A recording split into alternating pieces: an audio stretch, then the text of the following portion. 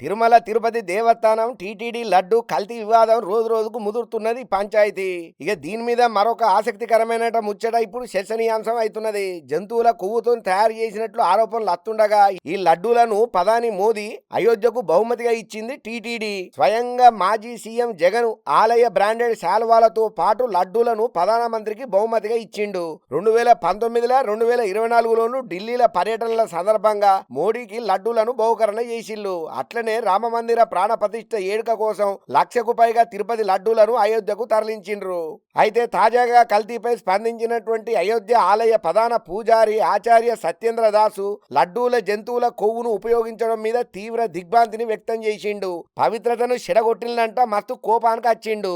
హిందువులు ఎంతో పవిత్రంగా పూజించే తిరుపతి లడ్డూల నెయ్యి కల్తీ జంతువుల కొవ్వు ఉన్నాయనే ఆరోపణలు వచ్చినాయి. అందరూ భక్తితోని భావించే తిరుపతి లడ్డూల కల్తీ జరిగిందంటే ఎవరు జీర్ణించుకోలేకపోతున్నారు ఈ ముచ్చటను. అయితే ఈ లడ్డూల కల్తీ విషయంలో తాజాగా TTD EO Syamala Rao press meet పెట్టి మరీ చెప్పిండు. తాను ఈవోగా నియమితులైన సమయంలో లడ్డు నాణ్యత మీదనే దృష్టి పెట్టినామని చెప్పి సీఎం చెప్పిండని చెప్పి శ్యామలరావు అన్నాడు.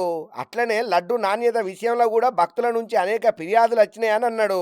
లడ్డు తయారీలో స్వచ్ఛమైన ఆవు నెయ్యి ఉపయోగించకపోవడం వల్లనే నాణ్యత లేదా లడ్డులా అని అన్నాడు. శాంపిల్ ను లాబుకు పంపించినాం, చాలా తక్కువ రేటుకే నెయ్యి సరఫరా చేసుండుతోటి అనుమానం వచ్చిందని అన్నాడు. దీంతో వెంటనే నెయ్యి విషయంలో విచారణ జరపగా కొన్ని విషయాలు వెలుగులోకి వచ్చినాయని చెప్పి ఈవో వెల్లడించిండు. తమిళనాడుకు చెందిన ఏఆర్ డైరీ ఫుడ్స్ అనే సంస్థకు గత మార్చి నెల నుంచి కాంట్రాక్ట్ ఇచ్చినట్లు చెప్పిండు. వాళ్ళు కిలో నెయ్యిని 320కే మే నెల నుంచి సరఫరా చేస్తున్నారు. అయితే ఫస్ట్ సారి 4 నెయ్యి ట్యాంకులు పంపించిందని చెప్పిండు.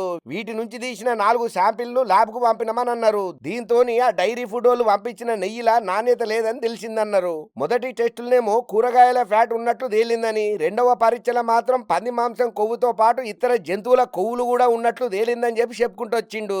అసలు పవిత్రమైనటువంటి తిరుపతి ఎంకన్న లడ్డు అంటేనే ఎందరో ఇష్టంగా కళ్ళ కద్దుకొని నెత్తిన పెట్టుకొని మరీ తింటారు. అటువంటి పవిత్రమైనటువంటి లడ్డును కూడా కల్తీ చేసిల్లనంటే ఈ దగులుబాజిగాళ్ళని ఏమనాలే? అరే, పవిత్రమైనటువంటి తిరుపతి లడ్డును కూడా మైల ఎయ్యనికే కల్తీ ఎయ్యనికే మీకు చేతులు ఎట్లొచ్చినాయిరా? ఏదైనా పగలు పతికారాలుంటే పర్సనల్ గా చూసుకోండిరా, అంతేగాని దేవుని మీద ఏంద్రా మీ కోపం పైత్యం కాకపోతే సన్నాసుల్లారా అని చెప్పి గత ప్రభుత్వాన్ని గట్టిగానే తిట్టిపోతున్నారు ఈ ముచ్చటరికైనా ప్రతి ఒక్కరు.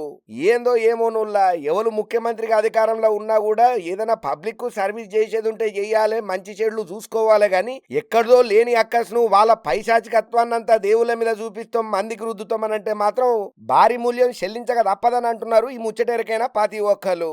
ఆల్రెడీ తిరుపతి పవిత్రత ఏదైతే ఉన్నదో గత ప్రభుత్వం హయాంలల్లో మొత్తం భ్రష్టు పట్టిపోయిందనేది టాక్ కూడా గట్టిగానే ఉన్నాయి. అయినా కూడా గత ప్రభుత్వం ఎందుకు ఈ తీరుగా ప్రవర్తన చేసిందనేది ఇప్పటికీ ఎవరికి మింగుడు పడిన ముచ్చటగా మారిపోయింది.